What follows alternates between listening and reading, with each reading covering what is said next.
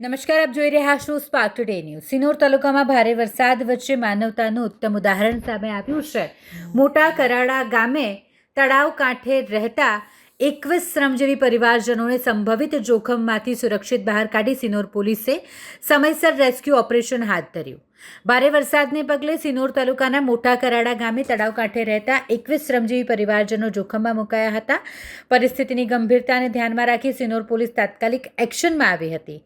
સેગવા ઓપીના જમાદાર ભરતભાઈ, કોન્સ્ટેબલ રાહુલ તેમજ જીઆરડી અને ટીઆરબીના જવાનોએ સંયુક્ત કામગીરી હાથ ધરી તમામ 21 લોકોને સુરક્ષિત રીતે બહાર કાઢ્યા. રેસ્ક્યુ કરાયેલા તમામ પરિવારજનોને ગામની પ્રાથમિક શાળામાં સલામત સ્થળે સ્થળાંતર કરવામાં આવ્યા, જ્યાં તેમને જરૂરી સુવિધાઓની વ્યવસ્થા પણ કરવામાં આવી. દરમિયાન એક ગર્ભવતી મહિલાની તબિયતને ધ્યાનમાં રાખી તેમને તાત્કાલિક મોટા ફુફડિયા હોસ્પિટલ ખાતે સારવાર માટે ખસેડવામાં આવ્યા હતા. ભારે વરસાદ વચ્ચે તંત્રની સમયસર કામગીરીના કારણે સંભવિત જાનહાનિ ટળી હતી. હાલ પણ સિનોર પોલીસ અને સ્થાનિક તંત્ર સમગ્ર પરિસ્થિતિ પર સતત નજર રાખી રહ્યું છે.